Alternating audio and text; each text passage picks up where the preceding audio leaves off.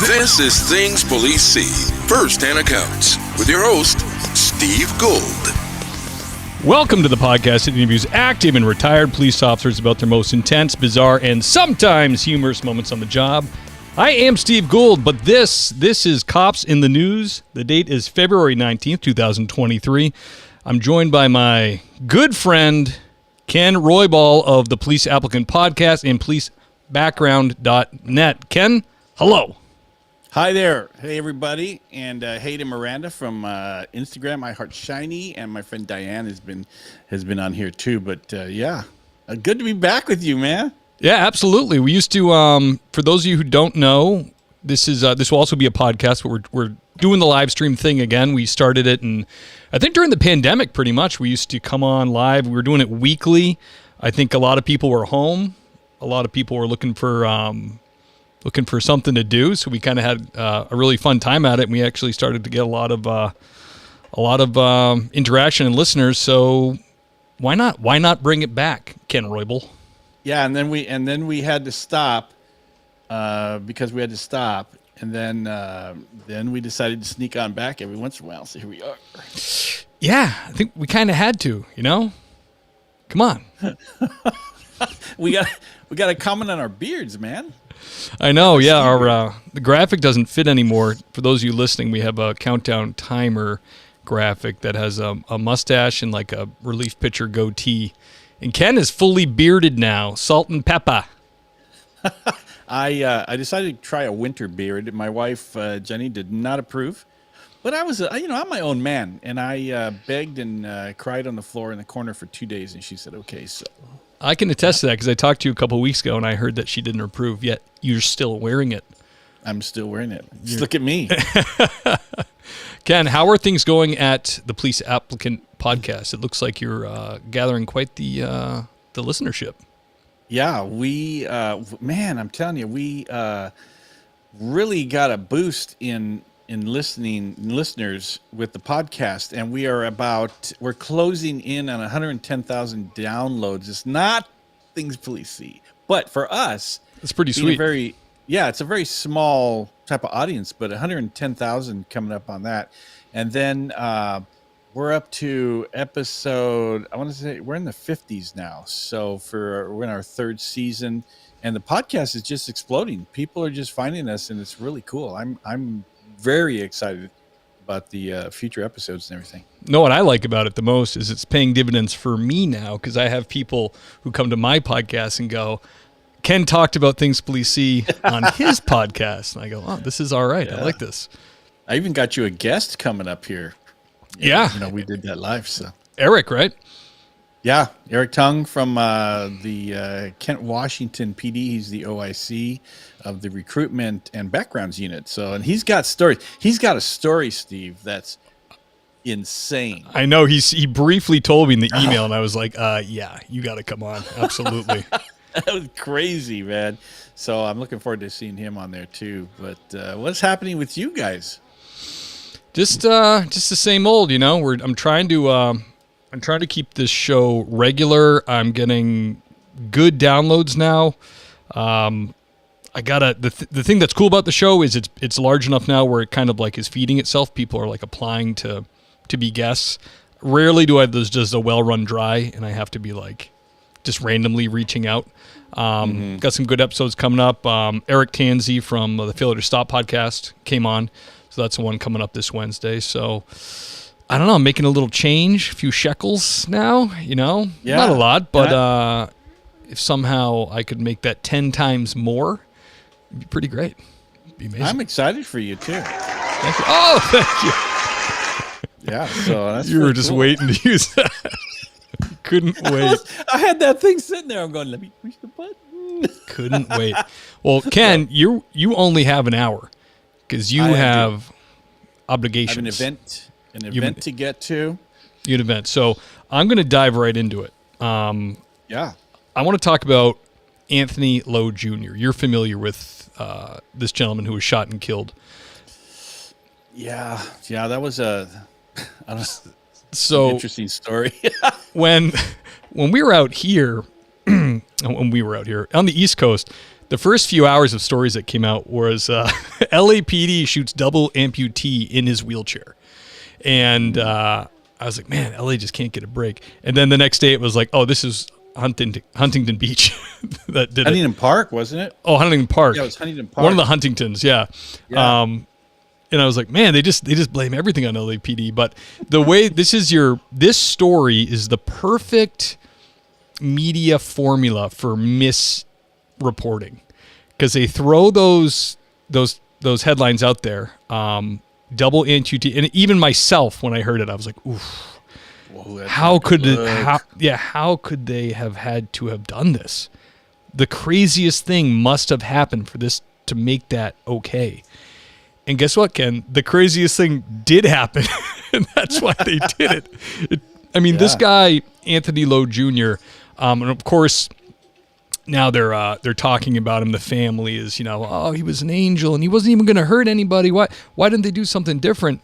Well, what they're not talking to you about is here. I can show you guys exactly what he did. Me. So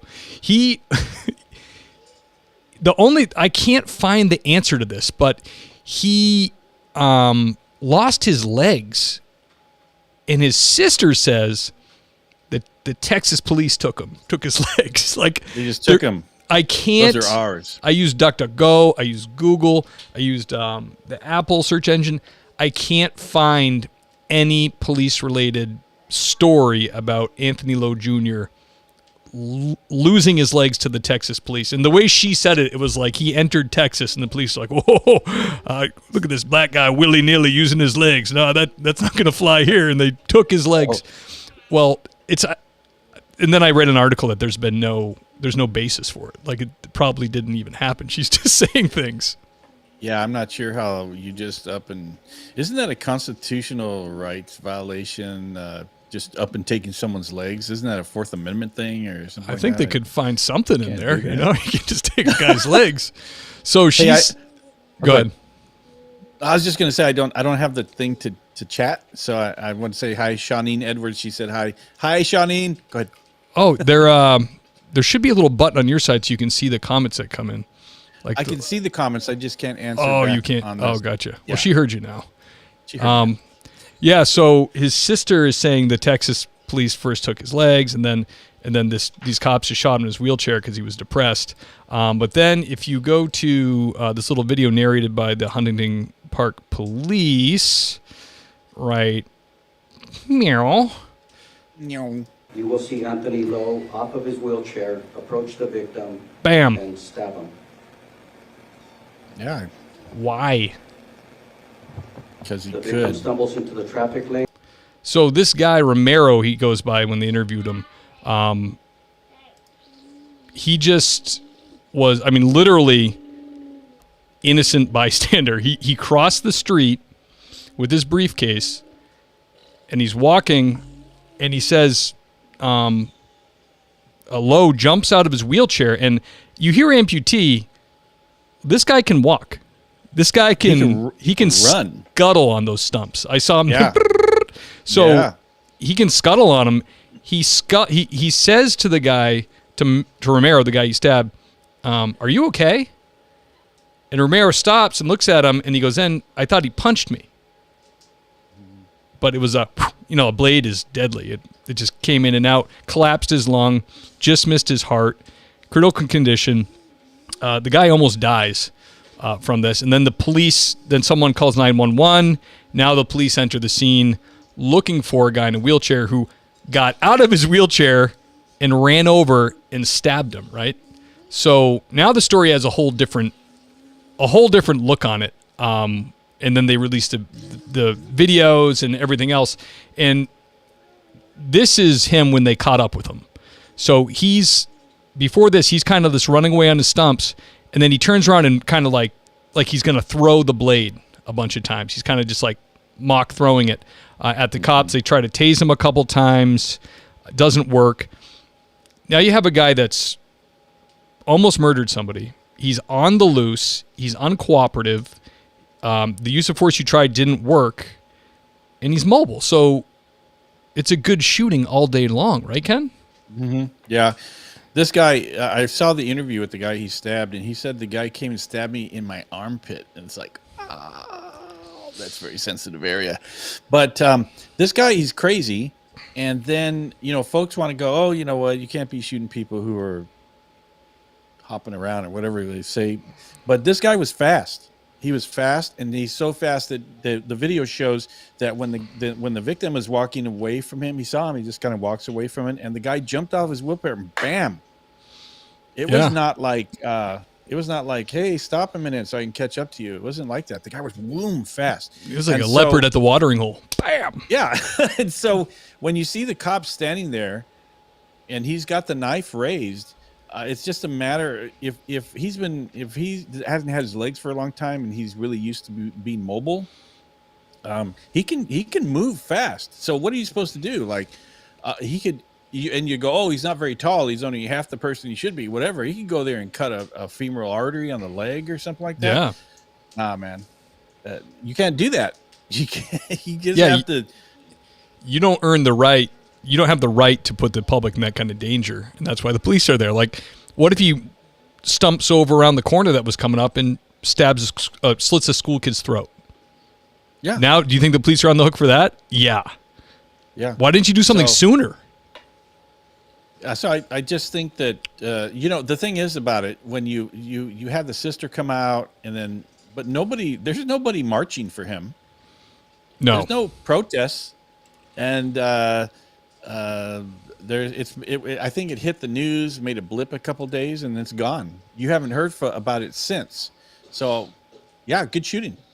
Yeah. I think they have the family made a statement with their attorney where they just kind of drone on and on about how it's unfair and they want justice and his poor son. But the bottom line is the other thing that's bizarre is you can't find the guy's criminal history. Like I tried to see what this guy's history is like. Won't come up at all. So I think in this case, it seems like, I'm just guessing, his family probably feels a ton of guilt for the way he turned out, the person he was, his mom, his ex-wife. None of them probably did enough, didn't do anything to help him. He probably had a terrible upbringing, very hard, and now they created this real problem. And they feel terrible about it. So what do? You don't own it. You put it on the whipping boy, which is the police department, right? Yeah. That's your payout. That's your big payout. And Dirk made a comment. He says, Mike Moore's jurisdiction. Aha, Steve touched on this. It's not Mike Moore's jurisdiction because Mike Moore is the chief of LAPD. So it was in Huntington Park, which is a suburb of Los Angeles, but it's its own city. So they're their own people. But it's like you said before, it happened in the United States, LAPD. Well, when we worked backgrounds, you guys would tell war stories about the area, and Pat, our buddy Pat, would always say, the nice thing about LAPD is it's so huge and there's so many things happening that if you screw up at your police department, you only had to wait a day, and then LA would take over the news cycle. That's right. So, I mean, okay, fine, whatever. But I'm Eagle Rock. Eagle Rock is the Northeast Division. Dirk is in LAPD's jurisdiction. Eagle Rock. That's Northeast Division. Yeah.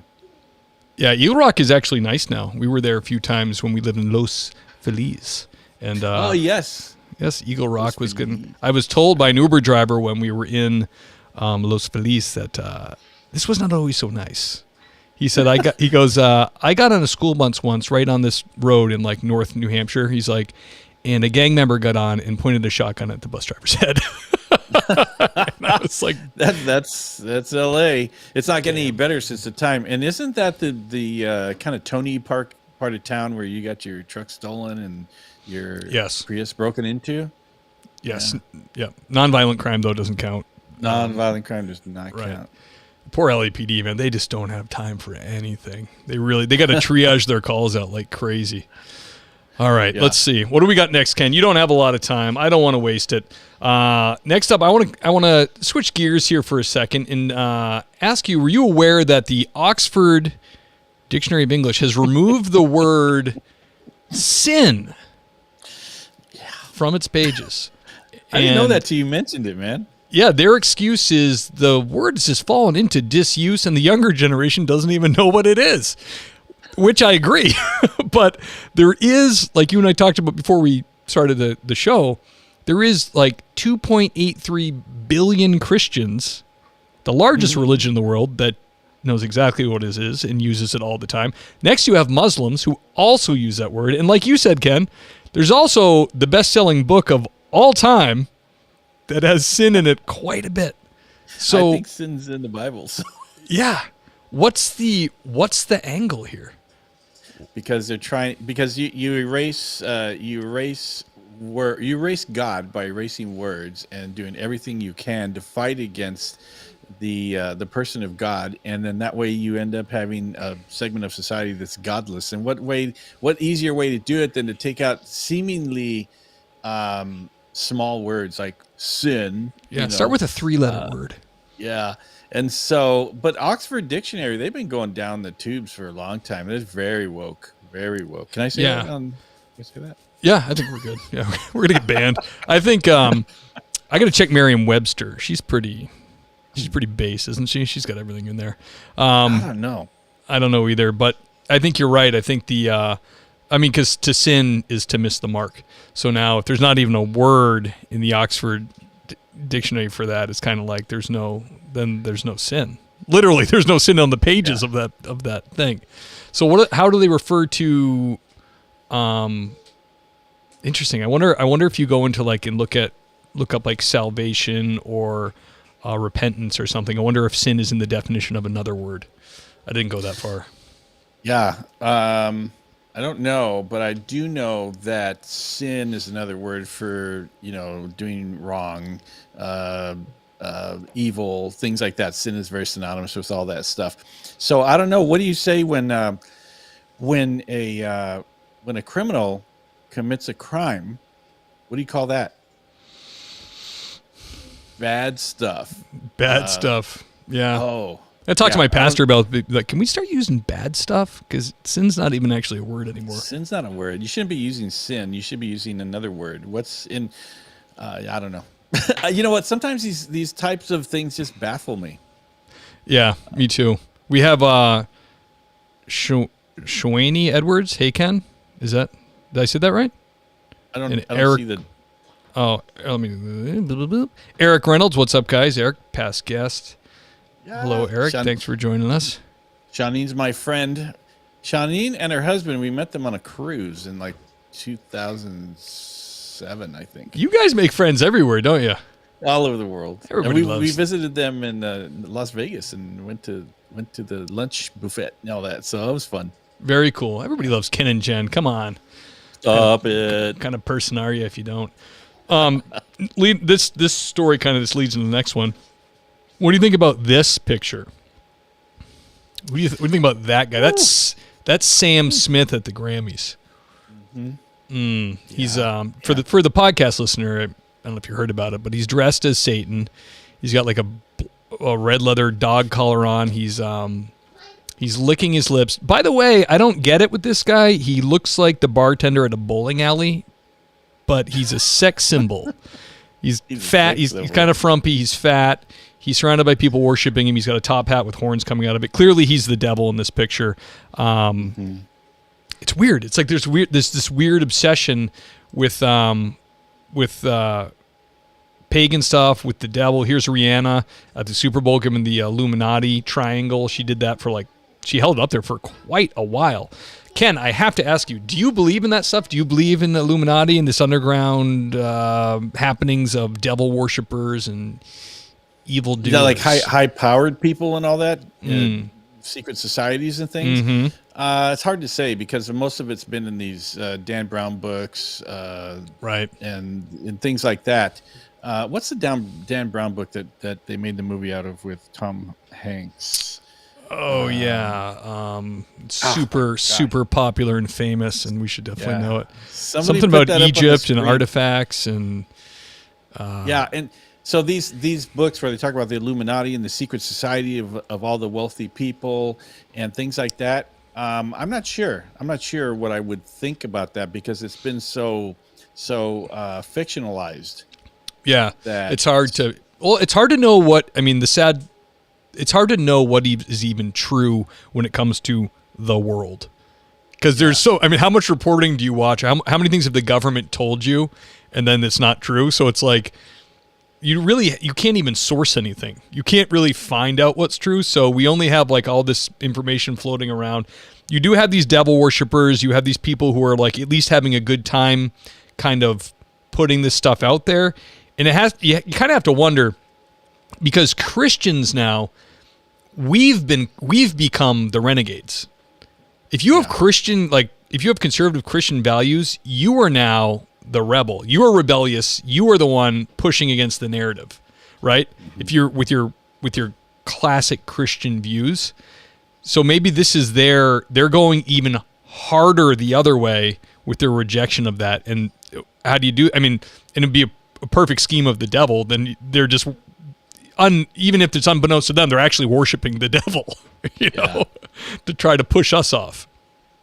Well, there was an article I think 2 weeks ago where the DOJ had put a memo out targeting radicalized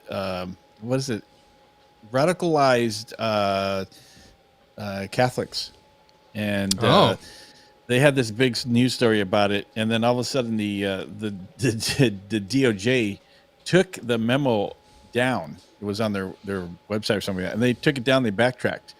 But it was on there. It was on there about radicalized Catholics, and I'm thinking, what does all this mean? Because now what they're doing is talking about law enforcement aspect of it, with regard to people of faith. They are weaponizing the federal DOJ, the Department of Justice, against people. So they're using law enforcement to go after people who are right-wing extremists, but they're usually like you are. You're a right-wing extremist because all the way. You go to church and then you do that praying thing, and then you're indoctrinating your children. And so Steve, you're on some list somewhere. But the whole thing is to use law enforcement for that. That's terrible. But this Sam Smith thing, that was straight up demonic. There's no hiding it. And then the people that got up at the end of the performance, and they were standing ovation. It's the song of the year, I think, or something like that. And I'm like, wow, to normalize that type of evil type of thing is pretty sad. Yeah, the optics of it is hard to get away from when you, like you said, when you actually watch the end of it, and there's a crowd cheering. It's like they're worshiping, that they're cheering to this disgusting, perverse singer singing these disgusting, perverse words, and they're cheering it on. They're cheering on this image of Satan. So it really is disturbing. I'm on the fence. I mean, I think back in 2020, I went on a rant about this when we were talking, but at the time, and I think I showed screenshots of it, you could go to like the United Nations website, and they had a meditation room. It's like all black onyx with crystals in it, where you could go and meditate. And then it was like donated by the Lucifer Trust. So you're like, what is Lucifer Trust? That sounds a lot like Lucifer. There's a link. You click on it, and it says the Lucifer Trust was formed originally in like the 40s by Lucifer Publications, who was started by one of Aleister Crowley's disciples. So now we're into literal Satanists. So literal Satanists donated this meditation room, and there was even a paragraph about how don't get it bent. These people are not evil. They just have a different idea of who Lucifer was. And my wife and I are reading this, and we're like, are the conspiracies true? Because this is like in your face. It's right there. They're like, come on, Lucifer, is he that bad? Like that's kind of the attitude of the article. And it was like, but like you said, it's hard to know what, but when I see things like that in your face, it's like, it makes me a little bit worried, you know? Well, the song that they were singing is called Unholy, and it's an anti-God song. And so then to couple that with the performance and the costumes and the whole dynamic of it, I mean, there's a clear message out there. I mean, there's no joke about that, but so that's what's going on. Yeah, well, Alex Gedlin has this to say about it. You see that there? If he really Yeah, wanted if to he look really like Satan, he would have dressed up like Fauci. Fauci. So true, brother. So true. So sad. That guy Fauci, man, they have him contradicting himself over the decades so many times. They're playing videos of him talking about natural immunity. He's like, "Of course it's the best. Come on, I'm a scientist." It's like, man, Bad. yeah, he's been in the game too long. They can catch his contradictions. You know, he's been televised for too long. You know, this isn't the 20s when you could just get away with saying whatever you wanted in state to state. Yeah, he needs to leave already. It's done. There's nothing for him to do. It's bye-bye time. So. All right, Ken. So let's take a little stroll down to your old stomping grounds.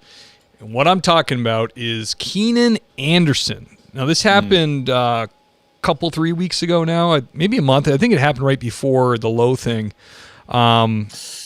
He's driving in L.A. and the statement the chief made initially was attempted carjacking, crashed into multiple vehicles, and then was still stopped by an LAPD motor cop on a motorcycle.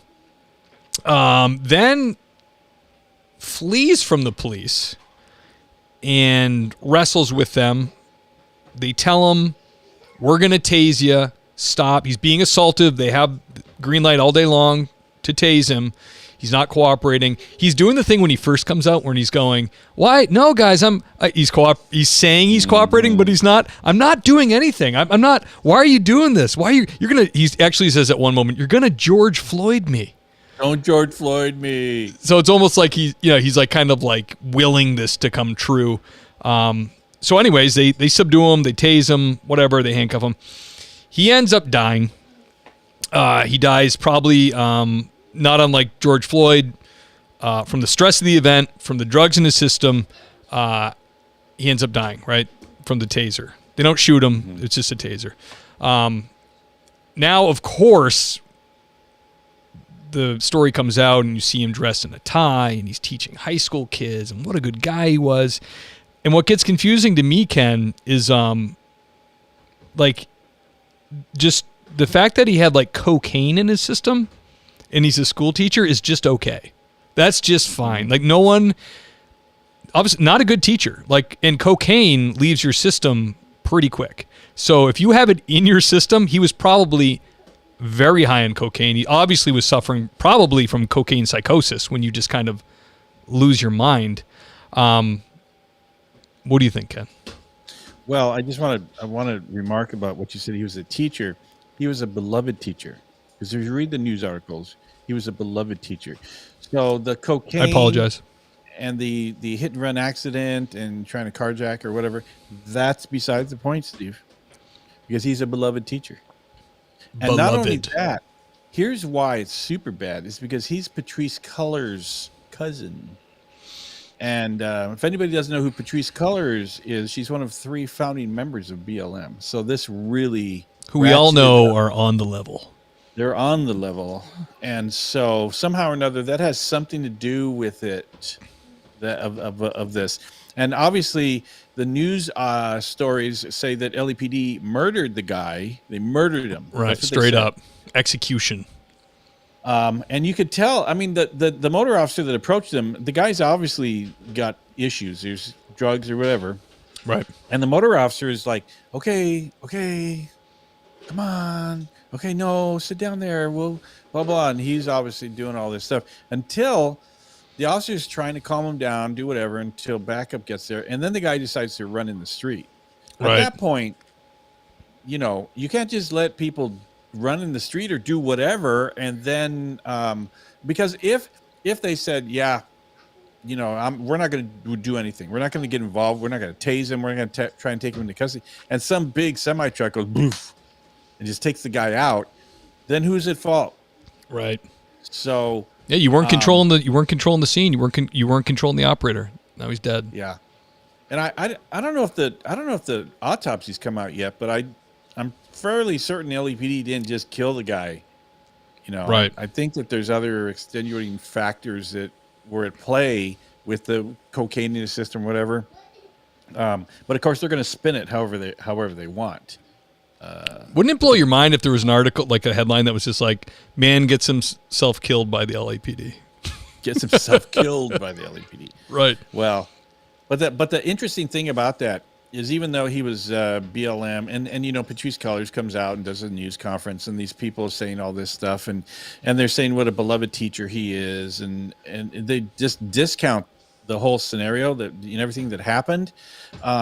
There were no riots, Steve, in LA. BLM is.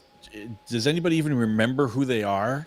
And so all those tie-ins and things like that, that ship has sailed, and they try to hype it up all they can and all this, Yeah. and poof, it's like that balloon that got shut down. Yes, the balloon. I have. Yeah. If I was quicker on the draw, I would put it. Oh wait, hold on. There it is, Ken. There it is. Just like Bam. the news story. Bam. Balloon. So, but despite all that truth you just said, LA is trying to solve this problem of people having guns at traffic stops and responding to accidents, aren't they? Don't they have a plan? Yeah, they have a plan that officers. Well, first off, they've already done away with. The city of Los Angeles has done away with pretextual stops. And if you don't know what that is, it's where someone has a tail light out, or an equipment violation, or some small, seemingly insignificant violation. But you want to get in there. laws. You want to stop them for something else. Yeah, so it's a totally legal stop, Yeah. and your pretext is whatever, tail light out, your light on your license plate, whatever it is. But there's been a ton of serial killers caught, and other bad guys caught from these stops. Well, no, and not in Los Angeles. In Los Angeles, you can't do that anymore because it's racist. You're obviously targeting only people of color for these traffic violations, and so that's done. So, and then they're also trying to make it that police officers should not respond to traffic accidents. This is stuff that's on the table, which is fine. Any The cops are probably like, great, forget nobody it. patrol guys don't want to do traffic reports. That's like writing a paper on physics, and nobody wants to do it. So yeah, these are the things that they've got going on there. It's amazing they don't it's like they don't ever learn their lesson. You know what I mean? Like they've eroded LAPD so badly now. You were telling me that the numbers, like when we were in backgrounds together, if they had a class of 45, you would be like, Steve, this is not a full class. And this is like not a good sign. This is a bad sign. And I was like, 45, 50 seems normal to me. And you were like, no, it should be 60. What are their numbers now, Ken? Well, LAPD first I got to say, LAPD is in a death spiral. Everybody pray that it will be painless. It will be a painless death. But the classes now are below 30, 20. They graduated a class with 22 recently. Wow. Just Friday, they graduated one with 24, I think. Wow. And the recruitment and hiring is just in such a terrible place, and they're losing officers in the hundreds. When you and I, first in 2018, there was a meeting with the chief of backgrounds. Yeah, we was were there. in that meeting. Yeah. In 2018, we had a meeting, guys, and the chief of backgrounds said that LAPD wants to gear up for the 2028 Olympics. Yes. So 10 years from there. And they needed 12,000 police officers. We were at 10,000 at that time. 10,000 Right. officers. Keep these numbers in mind. They wanted 12,000 for the Olympics in 2028.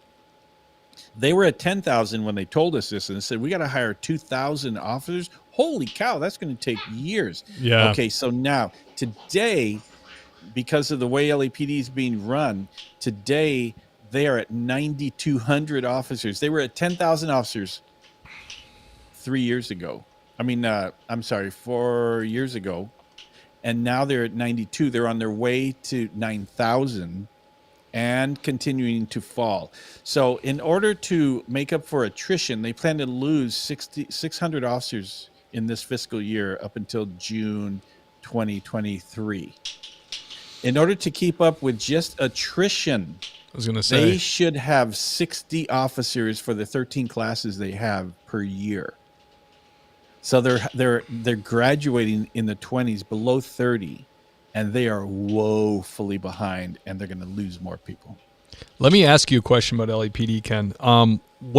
Because as long as I can remember, they've been pushing against the tide. So when did it really start to be like this? Was it the Watts riots? Was it before that? Was it Rodney King? When did the city? Because it seems like the city is like against the police, their own agency. When did that really happen? Because there is LAPD is a prestigious agency. And a lot of people model themselves after them. Certain programs, they like the robbery homicide is like one of the most elite investigative groups in the world. They're very well respected in the police world. But when did their own city really start to? When did the switch flip? So this is just my recollection of things. I started in backgrounds in 97. So even in 97, there was some wokey type stuff going on where they were doing diversity hiring and things like that. But it wasn't super bad to where that's what their focus was. And so when you came into when did you start in backgrounds? Maybe late 2017. Okay, so when you came into backgrounds, there were about 4,000 applicants in the process, anywhere in the process for LAPD at any given time. 4,000. Right. And so we knew that we were smoking. They were loading us up with 20 cases at a time. We said, we can't do this many cases. They go, don't you can? And we were hiring people all the time. And then somewhere around, I want to say, let me see. So I go by the chiefs. So somewhere around when Charlie Beck came on board, so 5, 10, maybe close, maybe three chief. And he was chief during the Dorner thing, right? When the LAPD cop went nuts. Yeah, I think so. So he came on board. And then he was really wishy-washy, and things started going kind of south from there. Then about the time, it was after you and I left. So I left in December of 2018. Somewhere around after that time, they really started doing some diversity hire, some diversity recruiting. So now the focus is becoming diversity, equity, and inclusion type of thing. Right. And it started going downhill from there. So LAPD starts losing numbers. And then 2020 happens with George Floyd and all that. So now they're starting to lose cops. And besides that, they can't attract people to be cops. So now recruitment starts suffering somewhere around between 2018 and 2020. Recruitment starts to suffer. 2020 happens with George Floyd. Then it really goes downhill from there. Nobody wants to join, and people are quitting. So now police officers from LAPD, LAPD would lose 500 officers in a year just because. I mean, that's just, people would retire. Now there's this free fall of officers starting to leave LAPD. Nobody wants to join. So recruitment suffering, hiring suffering, and the numbers for the classes start going down. So what does LAPD do, Steve? LAPD says, yeah, we're really, this is a dumpster fire. Recruitment is a dumpster fire. Let's do what we've always been doing. Let's do diversity hiring. So they put out in the 2021, I think it was, a recruitment poster for LAPD. I don't know if anybody remembers. Playing the guitar in the subway. The girl playing the guitar on the Angels Flight stairs, and she's just like in plain clothes, and she's smiling, holding the guitar, and they're telling people, "Come join LAPD," because whatever the catch line was or anything like that. And then I looked at that and I go, you've got to be kidding me. You guys are bleeding out cops, and you put up this stupidity for recruitment. You're not going to get any hard charges with that poster. No. So since then, here we are in 2023. They're losing officers. Like I say, they're going to be down to 9,000. To lose 1,000 officers in a few years, you got to be doing something wrong. So what do they do in 2023? They decide, let's up diversity hiring, and now they are having classes that are below 30. They need 60 per class. They're below 30 in the 20s. And what do? Let's do diversity hiring. And I'm like, you people are stupid as rocks, man. That danger with the equity word. It's like equality is good. Equity means equity of outcome, which is communism, which is just straight up like it doesn't matter what you got to offer. We're going to make it the same, which is not like how, I mean, all private businesses are merit based. You do good, you get rewarded.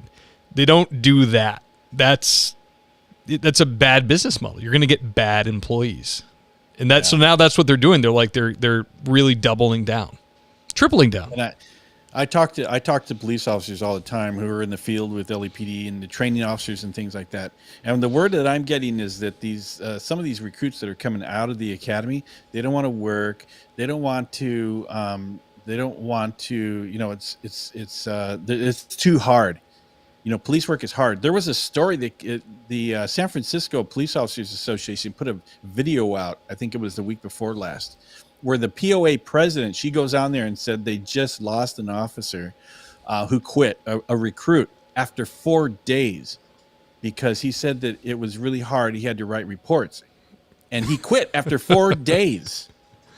And so this is kind of the new thing. And now there was a big news dump that I put out with a bunch of documents from the city and stuff like that. A bunch of us put it out on Instagram.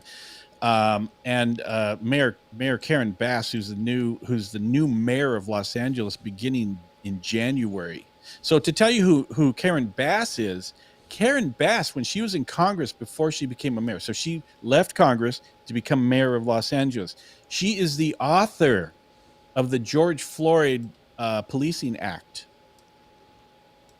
And then Wonderful. She comes and brings that stuff to Los Angeles, and she just put a letter out to the police department. And one of the objectives for the police department, she says in this letter, is that diversity candidates are being DQ'd because of obstacles in the system.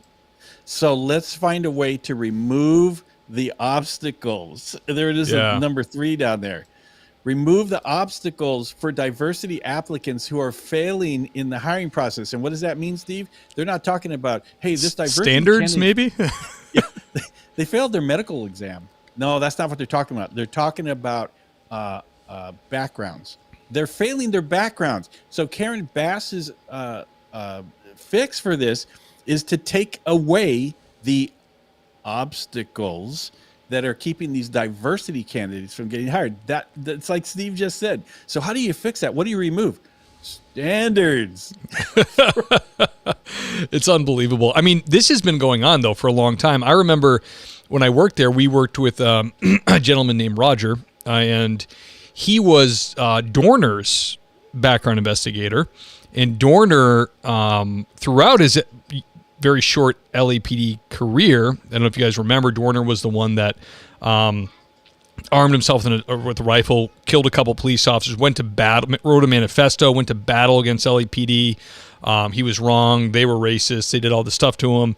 He was actually a Navy intelligence officer. He was a lieutenant in the Navy. He was very intelligent, but if you talk to people who knew him, always thought people were after him. He always thought, like, the fix is in, they're after me. So anyways, this background investigator actually raised these flags up and said, I'm not so sure about this guy, but black male in the Navy, and he got pushed through. And I don't think Roger gave his blessing on that. He was the BI for it, because I think they did come back to look at the background. And I don't think he had Roger's full blessing for that. But Roger's name made it into the manifesto on his kill list. So that's partially correct. So what happened was the background investigator was a guy named Dave. It wasn't. Yeah. Was it Lease Nation guy that I'm thinking of? Well, I know. Here, I'll get it for you. Okay. The Dave did the background, and Dave submitted the background for DQ. Personnel decided, for whatever reason, I won't go into that, but for whatever reason, they decided to sew this guy's head back on, Dorner's head back on, and get him hired.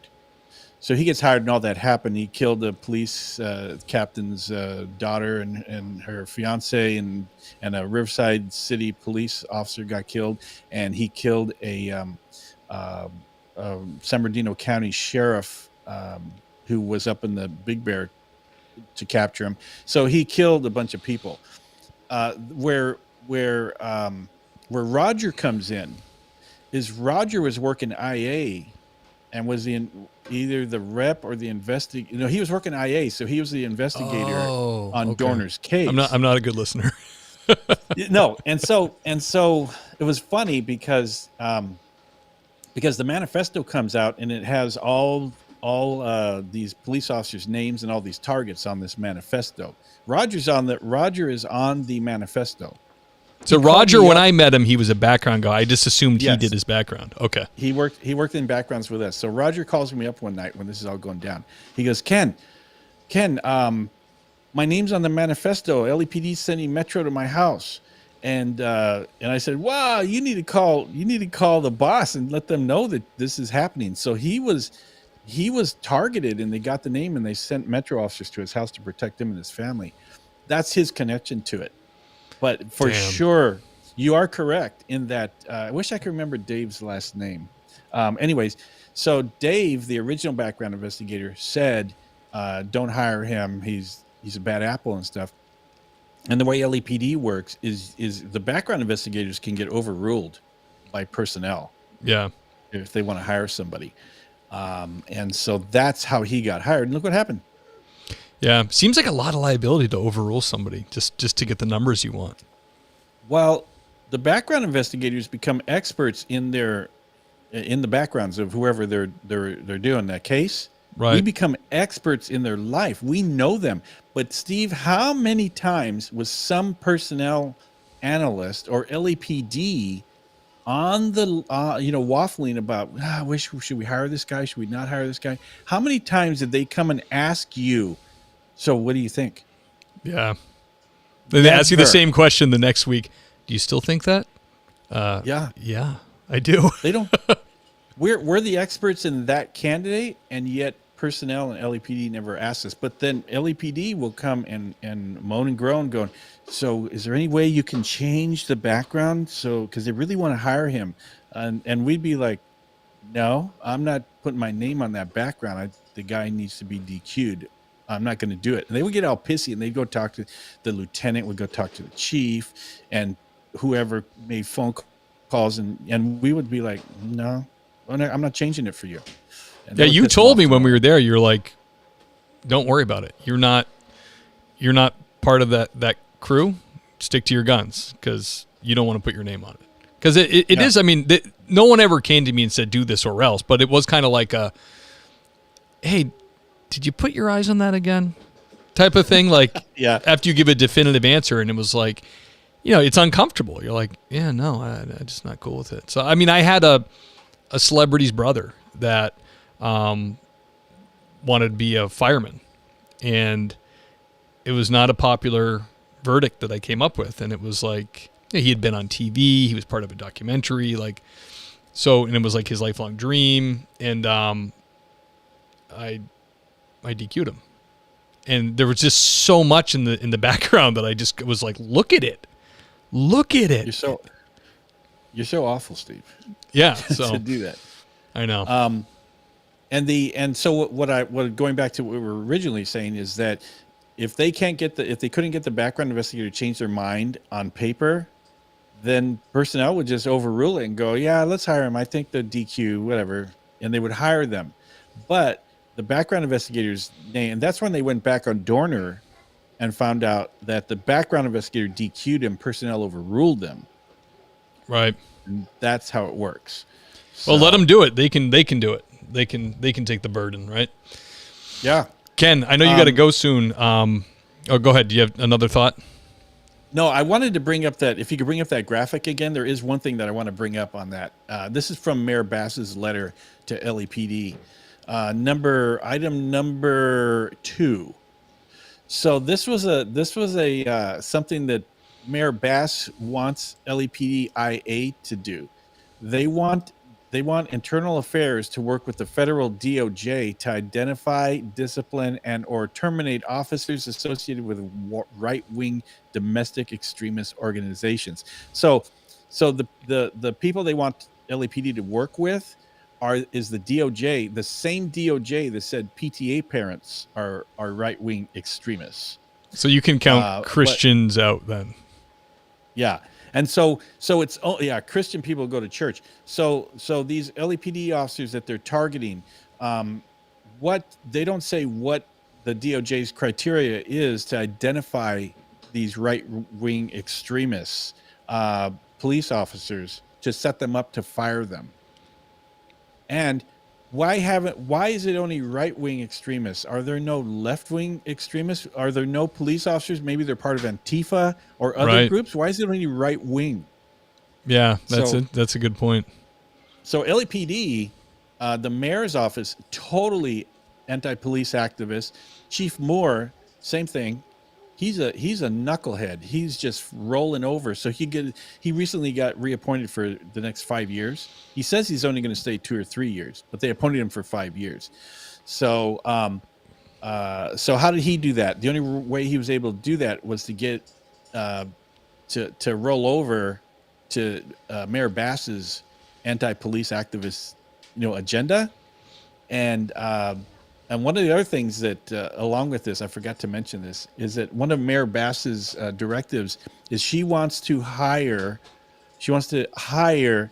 more reform-minded police officers.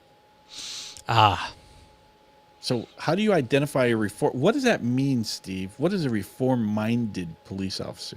It's so funny to narrow your pool. So I mean, most police officers are conservative. Most police officers. The police officers that are Democrats are centrists, which is basically like Nazi youth to the left. Like the cops I know that are Democrats are like 90s Democrats. You know what I mean? They're basically conservative. They might have some different social views, but their politics and how they view police work is centrist, and it kind of translates to conservative. So who are they trying to get? Like blue-haired weirdo far left people that have no moral compass that worship Shiva in the dark? Like, who are they going to end up? They won't be able to solve any problems. How do they identify them?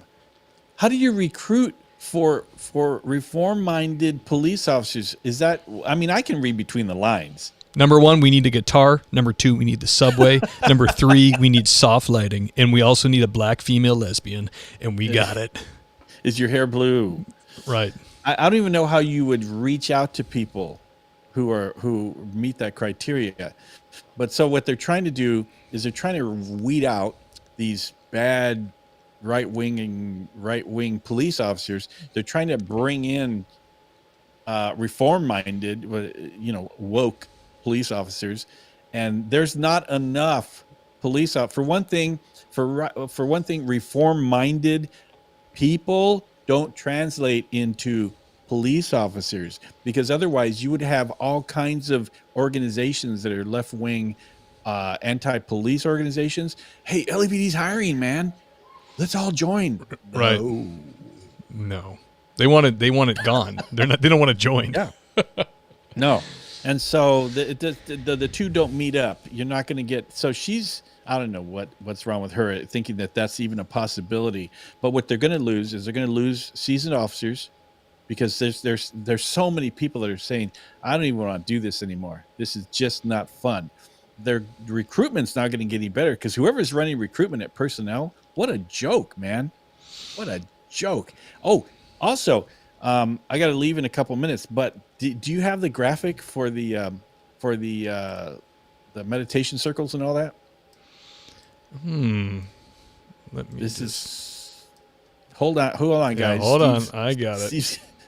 You guys aren't going to believe this. So check this out, you guys. Los Angeles launches unarmed policing alternative, including yoga, healing circles, and meditation.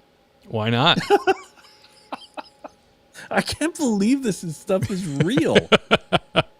So they're gonna. It's a nightmare. You know, there's a lot of drugs, drug addiction, mental illness, and crimes, hardcore murders and violent assaults on Skid Row.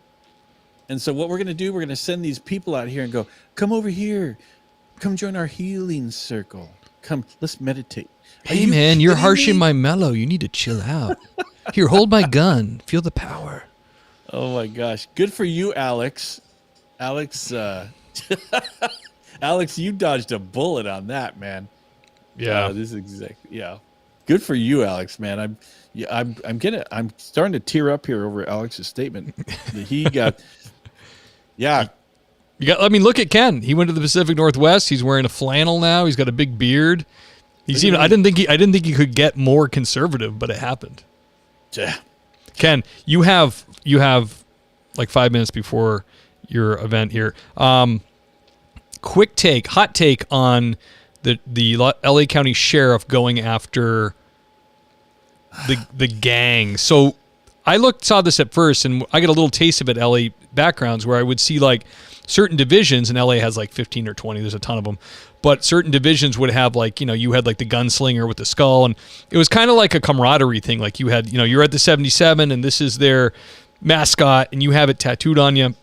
But the article I read, and it was from a female that went there, and I don't know her integrity at all, but the article I read was like an in-depth and with a lot of detail, like the darker side of what LA County was doing with these groups. Like she's alleging, and some other people are alleging, that they were running the substations. They were the cool kids, let's say. And even to the point where like some females were told, like, most new females go down on their training officers. Stuff like that is like, is what she's saying. Have you heard any truth to that, where it was like there isn't indeed like LA County sheriffs looking to use their baton to get a certain tattoo or shoot somebody, or is it any truth to that? That's the stupidest thing, because cops talk, and I was around police officers for a long time, and the sheriffs are the crosstown rivals. If there's some kind of stupidity going on like that, I saw a video where this young lady was testifying somewhere about the LA County, gangs. Yeah, and she said that she's. Man, I almost spit up my drink. She said that one of the initiations to get into the gang is they have to shoot and kill somebody. And I knew right then, I'm going, you're about as dumb as a rock, because that's the stupidest thing I've ever heard of. Yeah. But this thing with gangs and all that, one of the things that this new sheriff, he's an idiot. This guy Luna, who's the new sheriff, yeah, he just started a new office called the Office of Constitutional Policing or something like that, and he appointed this attorney. But this whole office, the only goal of this office, the only reason they exist, is to rid the department, LASD, of these deputy gangs, because they're out there murdering people all the time. And I'm like, God, you guys, hey, I gotta run. But Ken, I want you to work on your downward dog yoga pose if you want to be people a real cop. Miranda for the win. And yeah, so I gotta go. Are you gonna hang in here, Steve, and talk to your peeps? Yeah, I'm gonna do the outro. Ken, policebackground.net, the Police Applicant Podcast. I implore all of you. It's one of the only podcasts that I listen to regularly. It's a great show, and he has great guests, great conversation. It's not just a lot of great conversation kind of comes off of the applicant process, because you hear stories from people's lives, you hear how hard people try to make it, you hear what disqualifies people. It's just a fascinating podcast. I say everybody should go check it out if you're a fan of this show. So Ken, thank you for coming on, sir, and we're gonna do it again soon. All right, talk to you guys later. Thanks a lot, everybody. All right, brother, have fun. Thanks. Guys, thank you for joining us for our returning cops in the news. I plan on doing it. The idea is I'm going to do it. I'm going to try to do it twice a month. I'm going to still have the 4 interviews monthly, of course, and I want to do rotate Ken in there, but also I'm going to bring guests back that you guys liked and have them comment on some of these stories to see what their ideas are, what their thoughts are, to get you guys to know them a little bit better. So that's kind of the plan for the show as of now. If you love the show, please, if you haven't done it, go to Apple iTunes and give it a 5-star review. It's hugely helpful. We're at like 850 something, I think. But if we could get to 1,000, that would be amazing. That would really help the show. I'd love to get to 1,000 with the big boys. I really deserve it. The show's great. I'm great. So come on, help me out. Very modest. And also, if you want to be a member, if you want to be a guest on the show, go to thingspolicec.com and scroll down, click Be a Guest. Love to have you. Brief description, reach out, and we'll schedule to come on.